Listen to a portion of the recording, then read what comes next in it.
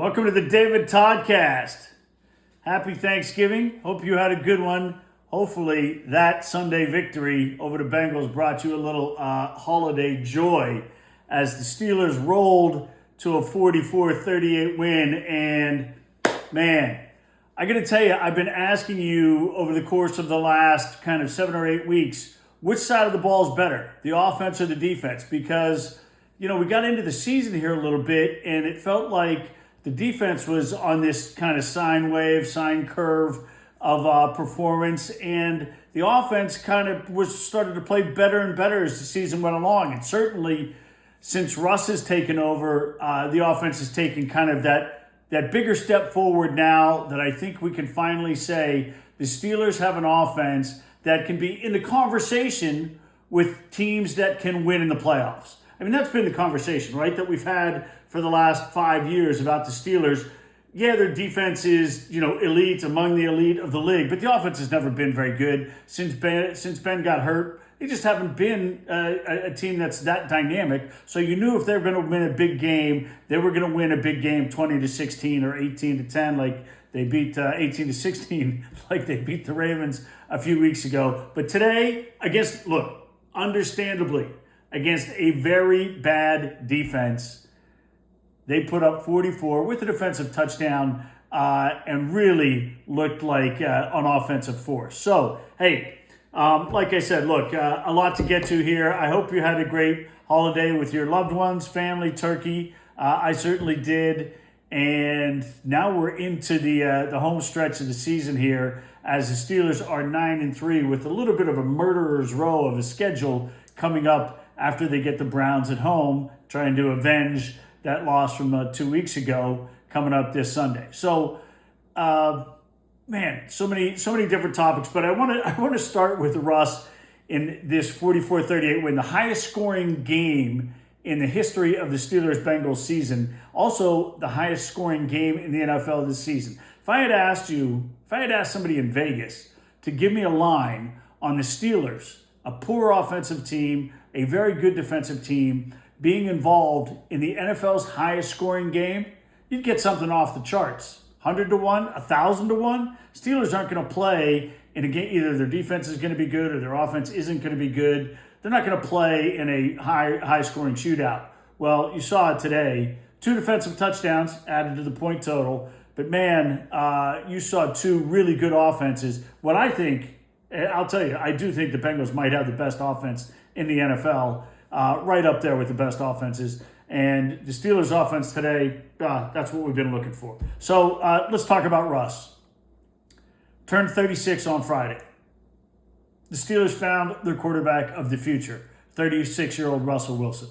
Yes, the future is not 10 years from now. We're not blah, blah, blah. The future is the next 3 years. Russell Wilson is going to be the Steelers' quarterback, right? You're going to sign him to a deal in the offseason that's going to be in the neighborhood of, I talked about this 6 weeks ago, 3 years, $100 million with $60 million guaranteed. That's probably close to something that gets done. Maybe have to jack it up a little bit. You've heard me talk about the gap in the NFL in quarterbacks, guys getting $50 million and guys getting $10 million. Russ is in that market, $30 to $40 million. Hopefully he's not looking to pinch every dollar out of the Steelers. Hopefully the Steelers, things continue along this track, reward him. But Russ is going to be the guy. Justin Fields is going to go somewhere else for a chance to start. Kyle Allen's going to be your backup, and you draft a developmental guy. And you look a year or 2 from now about who might be your quarterback after that. But you know what? Russ is going to be the guy. He's going to be the guy for the rest of this year. He's going to be the guy next year. And I would imagine we'll see him for a few more years after that. Everything the doubters said about Russ coming into this season has been proven wrong. All the things they said about him. Can only throw the moon ball. You can't throw it over the middle of the field. He has lost his mobility. Can't read defenses. I mean, I don't know where this stuff was coming from or what the foundation of it was. But, man, it was all the pundits around the league and a lot of pundits in Pittsburgh around the league. But I'll pat myself on the back. Squarely in Russ's corner from day one. Loved the acquisition. Obviously, the cost was right when it's free. And we've seen Mike Tomlin gets huge credit for going to Russ when the Steelers had a winning record. And Russ delivered. And today, look, again, bad defense on the Bengals side, but today we saw the potential of the upside of this offense. And, look, 29 of 38, 414, 3 TDs, 1 INT, which, we all know what happened on that. A 126 passer rating, outstanding. Third most passing yards by any quarterback in the league this season, and I think it's the most for Russ since 2017. A couple things that that have been the key points here in having Russ be the Steelers quarterback. I think it was Najee who talked about it in the post game. Najee said a couple interesting things, but one of them was, you see Russ, he knows what to do in every situation. If he doesn't have his first guy, he's going to make that progression. The touchdown pass he made to Pat Freiermuth for when he scrambled, broke the pocket, kept his eyes up, threw to Freiermuth, who had done a good job getting himself open, catches it, waltzes in from about the 5-yard line. Just really great pocket presence. We saw him scramble a bit today, got sacked once or twice. Obviously, quarterbacks get sacked, part of the job. But I just thought we saw that veteran presence today in so many ways. The play I want to highlight for you, it was 3rd and 9. The Steelers are ahead 44-31. They have the ball on their own 42-yard line, and the Bengals have just gone down and scored. I mean, the Steelers defense, I don't know what the hell they were doing at the end of the game. The Bengals were going through them like a hot knife through butter. Russ has a 3rd and 9, 6:30 left in the game, own 42. And they just run a play, and Russ hurries the team to the line of scrimmage. And you say, the Steelers want to use clock there. They just had a running play, so the clock's running. And he gets the team to the line of scrimmage with 20 seconds left on the play clock. And this is the savvy of Russ. And this is really, there are probably only 5 QBs in the NFL who know this kind of stuff. So he gets them to the line of scrimmage in a hurry. They don't all get set. But what he's doing here is he's calling the play at the line there, and he's obviously letting the clock run. He's going to run this clock all the way down. He's going to do that. But what he's done now with having the team at the line of scrimmage on a 3rd and 9 with 20 seconds on a play clock, the Bengals have to commit to their defense, right? And because the Bengals defense doesn't know whether they're playing fast or slow, they have to assume they're going to snap the ball. So they have to show. So you don't get to shift out of that defense. So this is the genius of this. So he sees that the Bengals go into man coverage on the outside. He sees the outside coverage. I assume he's seeing the outside corner playing outside leverage. He has this play call. Van Jefferson, who, by the way, look, the guy has not been big in production, but he's a really good blocker. He's gotten 0 targets so far in this game. Gotten 0 penalties also. Wide receiver, no penalties. Seems to be a positive these days. Van Jefferson runs it up to the sticks at 9 yards and then bends it in. So it's a deep slant, a post, whatever you want to call it. Ross hits him right on the numbers. The cornerback, Newton, playing outside leverage. When he hits the sticks, the corner thinks he's going to run the out to the first down marker. Boom, he doesn't. He cuts it inside. 43 yards, 42 yards, whatever it was, down to the 15-yard line. That's the kind of stuff. Look, I'm not necessarily saying other guys can't do it, but that's what you pay for. That's why you brought Russell Wilson in. That game at 44-31, if you're watching it, it didn't feel like it was over. If the Steelers have to punt there, you felt like the Bengals were going to go score again, which they did. Maybe the Steelers were 41-31 there. Because the Steelers, I think, kicked the field goal on that possession. But you get the point. He drove them down the field and chewed up a bunch more time when the game was still in doubt. And essentially that play kind of put it away. So just an awesome game from Russ. Fantastic stuff. How about getting 10 different receivers involved, none named Mike Wilson? I know people want to complain about Mike Wilson not catching passes. Mike Wilson not even getting targets. Not even sure how many snaps Mike Williams, not even sure how many snaps Mike Williams got today. Even when Calvin Austin went out hurt and didn't play in the second half, I'm not sure how many snaps he was out there for. But obviously, he hasn't been missed, hasn't been needed. Ben Skoranek, he's out there because he can block. And you know what? When they needed a big play, they threw to him once. 22 yards right up the seam. That's a new thing in this Steelers offense.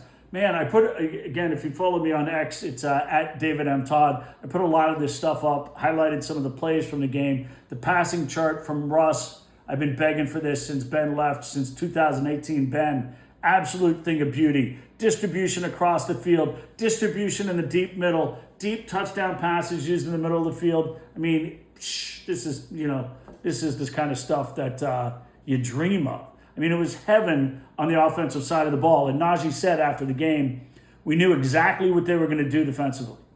Think about that. That's coaching. Look, we talk about it. The players get the credit. They execute the game plan.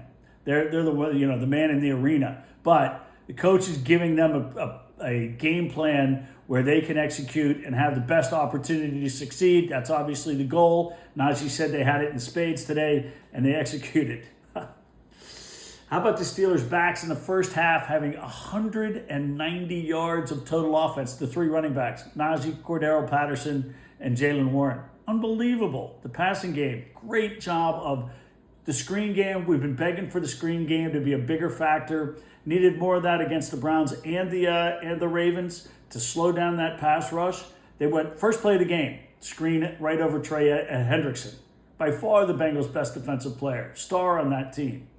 Go right at him. Throw some screens that way. They threw screens the whole game. They threw those little dump passes over the middle to Najee. Stuff worked like a dream. That's good coaching. That's good stuff all around. I feel like we're on the Pat McAfee show. We're going to get the claps in for these guys.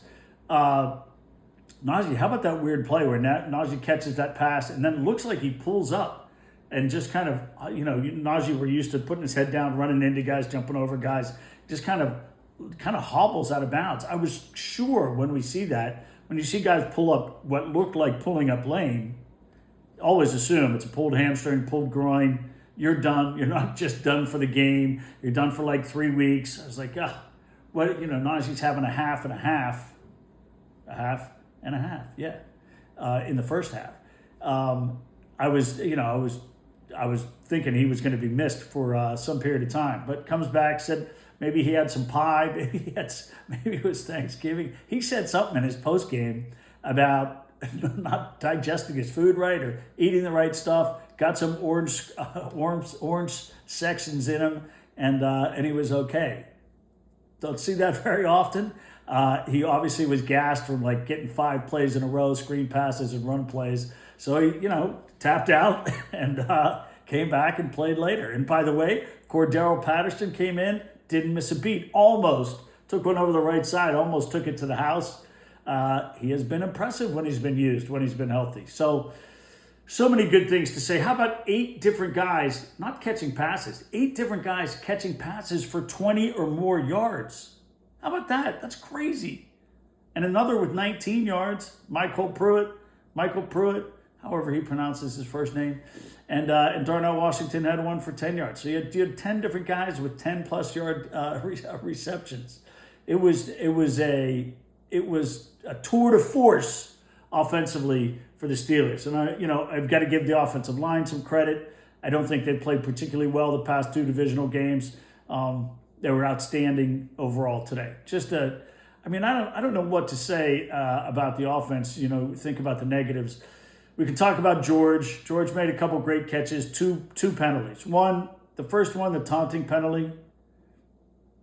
So George, the first play, the third offense, what was it? The interception for a touchdown, the pick 6 for the Bengals. George is running a slant. I actually think George stumbled on his first step. And when I saw it the first time, I kind of thought George fell down. Clearly, he didn't just fall down. But I thought he stumbled on his first step. He got his head down. Bengals defender obviously then grabbed him by the head and pushed him down. Now, I don't know what the rules are in hand fighting. They had the television analyst said that, that's a penalty, looked like a penalty. But, you don't get every call. Russ is throwing it on a rhythm play, and it gets taken back to the house. So Mike, and again, the Tomlin haters out there, I get it. He hasn't won a playoff game in however long. Mike, you see him on the sideline talking to Pickens, arm around him, quiet, little father-son moment of telling him, keep your head in the game. That's not your fault. Things happen. Let's go after it. and Pickens still gets 2 more 15-yard penalties. The next one was the bullshit one. Dropping the football on the guy on the pass down the left sideline. I tweeted this. I don't know what to say. Literally everybody. I mean, we use the term literally is abused basically in society today because people say literally, they don't ever mean literally. Literally, everybody knows it's a dumb play. It's a dumb fucking play. Excuse my French. George knows it. Everybody knows it, but he can't help himself. I mean, it's so childish. It's ridiculous. So, I don't know what you do. He drops this is after Mike has spoken to him. He drops the ball on the guy 15 yards, and then he gets one later for this. Now, I'm going to let this one slide because I think we as fans, as analysts, as just watching the games, I think we all complain a bit too much about every single thing. And again, the man in the arena, the heat of competition, the kind of the fog of war of when you're in there. I think we need to give a little more grace and kind of understanding to players and coaches and the emotion of the moment. George said in the postgame that they thought he was doing the fire the gun thing. Look, the refs missed that one. That's not a fire the gun thing. All these guys in the league know. They've been told a million times. So I'm not willing to kind of totally hand wave it away and give it a hall pass, but probably shouldn't have been a flag on that one. Okay, so that covers the offense. Calvin Austin has really done a nice job. He's been a really good receiver since Russ has taken over at quarterback. And the receiving situation for the Steelers, let's hope he's okay for next week, out with a concussion. Typically, that means you miss the next game. Maybe we see Mike Williams, a bit more of Mike Williams. Maybe we see more of Scotty Miller, who didn't get a helmet this week. Maybe we see more of Ben Skoranek. Who knows? But the Steelers receivers, which were, I've complained about, not adding a true number 2 and, the things the Steelers haven't done. Again, Bengals defense. So I say all of this with a big margin of kind of grain of salt type stuff. Steelers passing game's been great. So it hasn't been kind of, they don't have the receivers to do it. Guys are getting open. Russ is finding them. They use the backs and the tight ends a ton. Great. Frymouth, 6 catches, touchdown. That's kind of, should be the weekly staple for him. Haven't had a lot of games like that for him this season. So nothing to complain about offensively. Across the board. Oh, and let me give another Justin Fields clap. Comes in at the end of the game. Again, name calling and stuff like that, don't like doing it. The Bengals are idiots. They are idiots. Fields comes in on 3rd and 4, runs a read pass option RPO. The left end crashes, but there's a corner and there's a linebacker on this side. He hands it to Najee. They both come down. He waltzes around end, goes for 8, and then gets past the first down marker, slides inbounds, did exactly what he's supposed to do, and you know what? Got the kudos of his teammates when he came off the field. Russ, everybody else right there to give him. I want him to get those pats on the back. That was good stuff, and exactly what he's supposed to do. So I had to say the Bengals are idiots. I mean, the defensive coaches on the sideline are throwing up their hands at their own players. Like, he's gonna probably run the ball here. So be containment focused. Don't give him the edge. 3 guys crash down. You've given up 44 points. This is what you're giving me at the end of the game. That made me laugh. But good on Justin Fields. Last point on offense. How good would Tee Higgins look in a Steelers uniform? Going to be a free agent at the end of the season? Yes, you will have to break the bank to pay him. Break the bank. Pay him. He is a monster. He might be as good as Jamar Chase. I mean, the dude is uncoverable, as Joey Porter found out today. Okay. Special teams, Corliss Waitman had to finally punt again today. 38 yards down to the 12. Did his job. His previous punt was the 15-yarder against the Browns, which that didn't solely cost them the game, was a big contributor to the loss. Only thing, I think special teams, Boz is still the king, all pro, blah, blah, blah. Special teams was fine. Don't remember anything kind of return-wise. The Bengals had a couple decent returns. Steelers, everything essentially fine. Nothing. Okay, defense. what to say about the defense. Again, I started this by asking, I've been asking over the course of the season, which is the better side of the ball for the Steelers, the offense or the defense? And clearly, from where we've started the conversation, the great thing is the offense has gotten significantly better than they were at the beginning of the year, than people expected them to be this year. And kind of, they're getting a lot closer to what their ceiling is. Today, that's probably their ceiling. I mean, you saw them do everything right. Not even counting that turnover. I mean, they played almost a perfect game offensively. Defense, man, I think that offense is great. I think Burrow's fantastic. I think those two receivers as a tandem are as good as there is in the league. Their running back, who I hadn't heard of until 2 weeks ago, Chase, is a good back. So their offense is really good. Steelers defense, I don't know. The gold star of the game goes to Cam. Holy cow, is Cam playing great football still. 2 tackles for loss, another sack, and that tip ball, that was a crazy big play that Dante Jackson picked off and was this close, just a tick of the heel from Higgins, this close to taking it for a touchdown. Cam gets the gold star for me on defense. He was outstanding, continues to be outstanding. Cam's going to be an all-pro. He's going to be an all-pro as the oldest guy. I don't know if he's the oldest defensive lineman or just the oldest player in the league on the defensive side. I mean, he just continues to be really, really good. And, look, I thought Cam would be adequate this year coming off an injury, but I just thought age, we would see some drop down in play. I've been wrong. Cam's been great. The 2 years they signed him for, look, man, what are you going to say? Cam's been great. TJ, they moved him around a little bit this game. We talked about that. They needed to do that. And what we saw is the Steelers, I don't know, Steelers fans want to kill the coaches in everything all the time. Arthur Smith, gold star today. I don't know if he's going to get offered the North Carolina job. I saw somebody say today he turned it down. I don't know. He went there. He's got a ton of money. I think raising a family in Chapel Hill, running the program, having NIL money, that might be a really comfortable life and a good life. So I'm not ruling it out. But, man, Arthur Smith, I don't know what there is to complain about. And tons of complaints about Terrell Austin today, that Brian Flores should be the DC, blah, blah, blah. They weren't firing Terrell Austin after last year. The Steelers have been great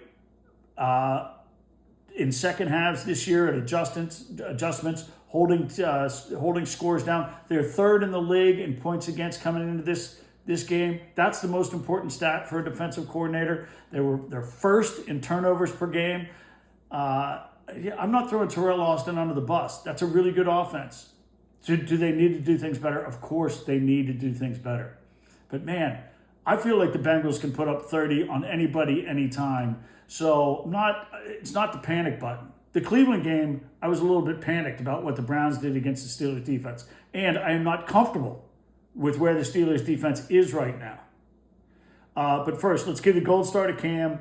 TJ, the thing about the defense is I tweeted this at the beginning of the second half. All of a sudden, it did look like they made some adjustments, and they were able to get some pressure up the middle. That's when Cam got a sack. Then the guys off the edge just started to get the pressures. And Herbig, man, how good has that fourth-round pick, or I think it was a fourth-round pick, looked? Him coming in there from the edge, getting a strip sack, and then Peyton Wilson cleaning it up after getting in Burrow's face 2 plays prior, cleaning it up for a touchdown. Those two guys, draft picks of the past 2 years, touchdown, good stuff. TJ made some plays at the end, ended up with 2 sacks, 3 tackles for loss. I like that they move him around a little bit so that the offense at least has to shift a tight end or an H-back to chip him. Good to see that they finally did a little bit more of that. That's the good. The bad is, they were bad. They give up, against a really good offense, they couldn't stop them. Other than the fact, and this is a key thing, they continue to make splash plays, and that counts for a lot. So some big splash plays. Scoop and score, obviously the biggest one. You put points on the board defensively, that's a killer. The Jackson interception, look, they got 3 turnovers against the Ravens. They got 3 turnovers against the Browns. They're turning the ball over again today. That's really good stuff. They need to just be a little bit more sound defensively. Man, Joey Porter, it's a tough task, but four pass interference penalties. I think another defensive holding penalty, one or two penalties against him that were turned down. I will say Mike gave him a little bit of a hall pass. He didn't give him a complete one, but he did say, I understand, this is Tomlin speaking, I understand a little bit of it. You can't let yourself get bullied out there, and Tee Higgins can be a bully. So I think what he's saying, look, you got to be physical with a big physical receiver like that, which is why, man, let me say again, how good would Tee Higgins look in a Steelers uniform?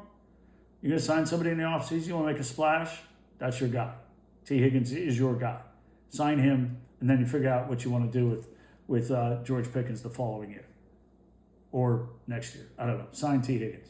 You're better than all the guys that we've talked about from the day they traded Deontay Johnson till today. He's better than any guy we talked about, and he costs only his salary.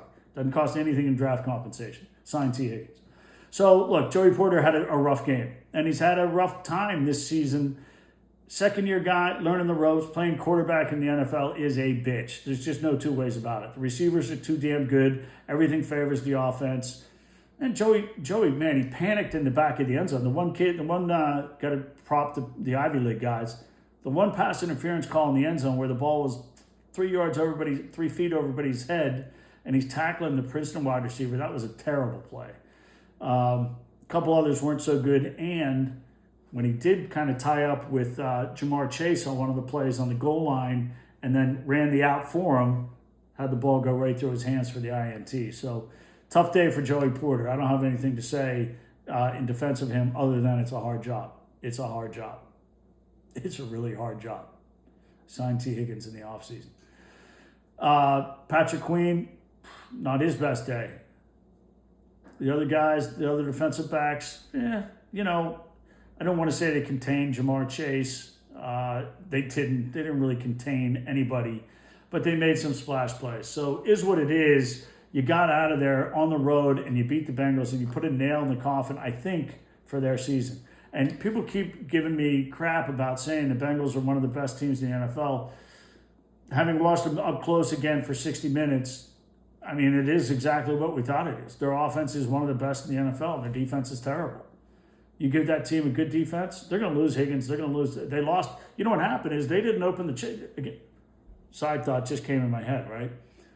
I don't think we realize, again, the Rooney's pay all the cash every year. They spend basically up to the cap. And, yeah, they let guys walk. The Bengals let all these guys on defense walk. Bates being one of Jesse Bates, a couple other guys. Higgins is going to walk after this year. That's why you don't go to Super Bowls very often. That's why you don't win a lot of playoff games. Steelers haven't won a lot of playoff games, but it's not because they haven't been willing generally to write the checks and keep the players around. So credit to the Rooney family for that. The Bengals, hopefully they'll knock off some teams along the way, down the stretch. But with Joe Burrow, with Jamar Chase, that's quite a tandem. So the defense, again, don't know what more to say. Wasn't their finest hour. Coaching, great on offense. Clearly didn't have a great plan on defense and weren't able to stop them, so not very good. Clock management at the end of the first half, it's just lather, rinse, repeat, man. I say it all the time. Mike went into the half with, she uses his last timeout with 3 seconds left. They didn't use the timeouts properly. They should be using their timeouts earlier. You can control the damn clock on offense. You can spike the ball. You can throw it out of bounds. You can do some other things. You can't come up to the line. Now, Russ got him to the line a little faster than we've seen in the past. But every time you're letting 15 seconds run off. Call it with a minute left, a minute 4 left. They had a chance. I said, blah, blah, blah. They should have used one there. It gives you just more time later on as you move down the field. I realize when they're in their own half, on their own 30-yard line, that kind of area, Mike is super conservative about getting the first down and then putting the foot on the accelerator. I get that. That's fine. I'm not really that opposed to that. But, these are, and the situation where maybe they only get one play and they have to throw it in the end zone, you can say, well, that's not a big deal. The problem is what they should have is they should have 20 or 30 more seconds when they get down to that point because they haven't managed it well up until that point. Now, I've said I'm not a big fan of spiking the ball because giving up downs, is sometimes downs are more valuable than time. But once you're inside 45 seconds, downs are not more valuable than time. Get up there, spike the ball, and then figure out what you want to do. And the Steelers continue to mismanage. I don't know what you're going to say. That's it. Okay, 9-3. The Ravens are playing the Eagles right now. Great game. Go Eagles. The Steelers get the Browns at home, looking for a revenge game. I would expect a much better relative performance against the Browns in Pittsburgh next week. Figure out how to contain Myles Garrett. Figure out how to get some more pressure on Jameis Winston.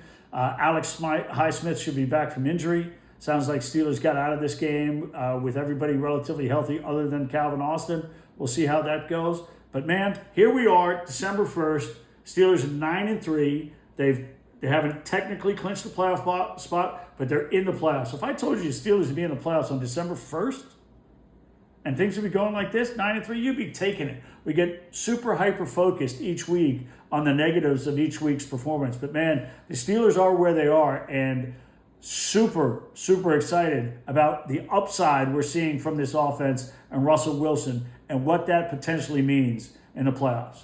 All right, so on YouTube, leave comments. Please subscribe, like, pass this along to your friends. 44-38, Steelers win. That's a good Sunday in Cincinnati. They get to take the Escalooser down back to their cars and go home with another kind of an ass kicking from the Steelers. All right, as always, thanks for listening, watching the David Toddcast. We'll catch up with you again soon.